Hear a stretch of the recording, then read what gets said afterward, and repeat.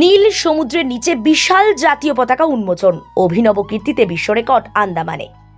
বিশাল নীল সমুদ্রের নিচে বিশাল জাতীয় পতাকা উন্মোচন করে বিশ্ব রেকর্ড গড়ল আন্দামান। গত শনিবার আন্দামান ও নিকোবর দ্বীপপুঞ্জের স্বরাজ দ্বীপের রাধানগরে জলের নিচে প্রদর্শিত হল 60x40 মিটারের তেরঙ্গা, যার মাধ্যমে Guinness Book of World Record গড়েছে আন্দামান নিকোবর দ্বীপপুঞ্জ। সমুদ্রে বিরাট এই মহাযজ্ঞে দক্ষ ডুবুরিদের পাশাপাশি অংশ নিয়েছিলেন ভারতীয় নৌবাহিনী এবং কোস্ট গার্ডরা। জানা গিয়েছে 200 জনের বেশি ডুবুরিও ছিল।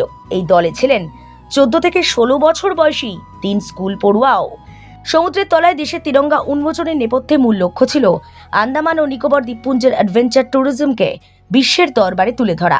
এই অভিযানে যে 3 কিশোর যোগ দেয় তাদের নাম ফতেহ জাহান সিং, লাবণ্য ইরা এবং রণবিজয় সিং। তারা বলেন, ঐতিহাসিক মুহূর্তের সাক্ষী হতে পেরে গর্বিত।